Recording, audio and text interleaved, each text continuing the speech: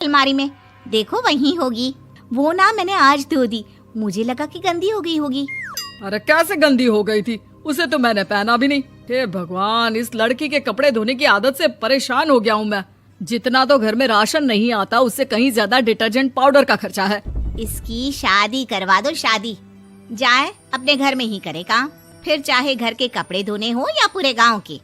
हाँ ठीक बोल रही हूँ, देखता हूँ मैं कोई लड़का। वो दिन भी आ जाता है जब विभा को देखने लड़के वाले आ जाते हैं। लड़की मुझे अच्छी लगी। होने वाली सास कहती है, बेटी अगर कुछ पूछना है तो पूछ लो। वैसे तो हमारी लड़की बहुत ही शर्मीली है, जो बोल दो वो मान लेती है, इसे क्या पूछना होगा। अरे कैसी बात कर रही हो माँ, मुझे इन लोगों के घर रहना है, सवाल तो कई है। हाँ हाँ बेटा पूछ लो ना, क्या पूछना है। आप लोगों के घर कपड़े कौन धोता है? सास का मुंह बन जाता है। देखो अगर तुम ये कहना चाहती हो कि तुम्हें कपड़े धोने नहीं आते तो सुन लो, कपड़े मैं ही धोती हूँ, लेकिन तुम्हारे आ जाने के बाद मैं रुमाल तक नहीं धोऊंगी। अरे चुप रहना भाग्यवान, बहू बेचारी घर आई नहीं, उसे डराना शुरू कर दिया। वो क्या है ना बिटिया, अभी तक तो ये कल्लू की माँ ही धोती थी, लेकिन अब तुम्हारे पापा तो दहेज में वॉशिंग मशीन देंगे ही। तभी विभा की माँ बोल पड़ती है, सवाल भी पूछा तो क्या। वैसे भाई साहब, मशीन की तो फिर भी कपड़े धोने की कैपेसिटी होती है। मतलब जो बिटिया दे रहे हैं ना विभा, इसे कपड़े धोने का बहुत शौक है। ये आप लोगों के क्या, आस पड़ोस गांव मोहल्ले सबके कपड़े धो दे और उफ तक ना करे। बाहर देखा नहीं आपने कितने कपड़े सूख रहे हैं, सब हमारी बिटिया ने ही तो धोए हैं। बस भी करो ना माँ, शर्म आ रही इतनी तारीफ सुनकर। और तो और एक दाग निकाल कर दिखाओ तो मान जाऊं। हाँ अच्छा माफ करना बेटा, मैंने गलत समझा, हमें तो रिश्ता बहुत पसंद है। और ऐसे जुड़ जाता है रिश्ता कपड़े धोने का शौक रखने वाली विभा का। उसकी शादी हो जाती है कोयला फैक्ट्री में काम करने वाले कल्लू के साथ। शादी के बाद अचानक विभा चिल्लाती हुई सास के पास आती है। सासू माँ, अरे सासू माँ कहाँ है आप? ये तो धोखा है, धोखा दिया आप लोगों ने मुझे। इसे ससुर के चक्कर के बारे में पता चल गया। अरे तो उसमें तुझे क्यों धोखा मिला है? अरे नल में पानी नहीं आता, कपड़े कैसे कब धुलेंगे?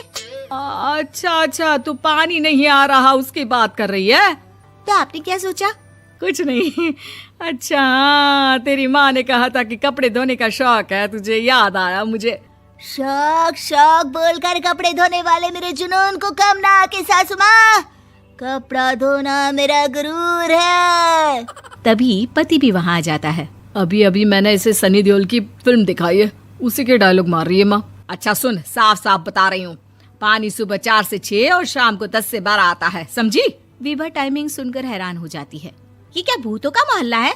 सुबह 4 बजे उठकर कौन कपड़े धोता है? 4 बजे टंकी में पानी जाता है, फिर सारा दिन धोना ना, किसने मना किया?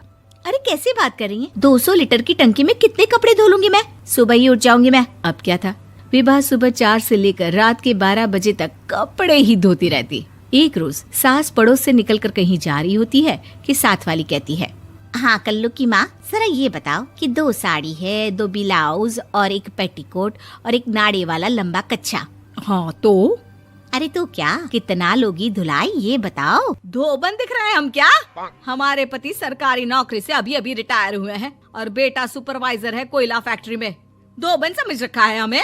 हाय रे कल्लू की अम्मा, माफ कर दो, वो तो मोहल्ले में यही सब बता रहे थे कि तुमने बहू को कपड़ा धुलवाने के काम में लगा दिया है। सास को पड़ोसन की बात सुनकर गुस्सा आ जाता है। वो घर पहुंचती है जहां घर के बाहर ही इतने सारे कपड़े सूख रहे होते हैं जितने कि किसी धोबन के घर पर। अरे ओ कल्लू की दुल्हन, बाहर निकल। माँ जी यहीं आ जाओ, बाथरूम में चादर धो रहे हैं हम। अरे अभी हम धोते हैं, तुमको बाहर निकलो। ये आस पड़ोस वाले बोल रहे हैं कि हम बहू से कपड़े धुलवा कर उसे कपड़ा धोने वाली बना दिए हैं। अरे छोड़ो ना माँ जी, किन लोगों की बातों में आती हो? आस पास के लोगों का तो काम ही होता है कि वो किसी तरह सास बहू को लड़ा दे।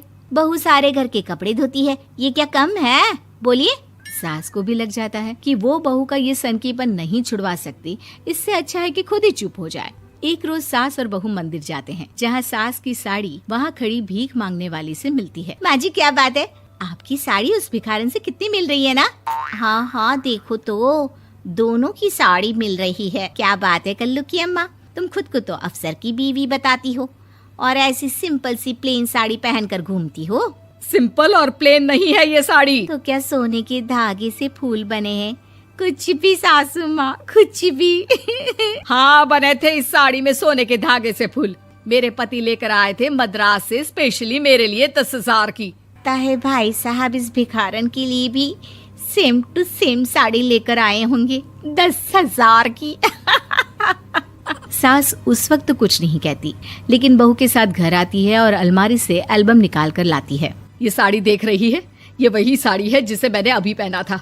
इस साड़ी में ये जो चमकदार फूल दिख रहे हैं ना, ये सोने के धागों से काढ़े गए हैं। लेकिन तू लोकल वॉशिंग मशीन ब्रश से घिस घिस कर सारे फूलों को निकाल कर साड़ी प्लेन कर दी।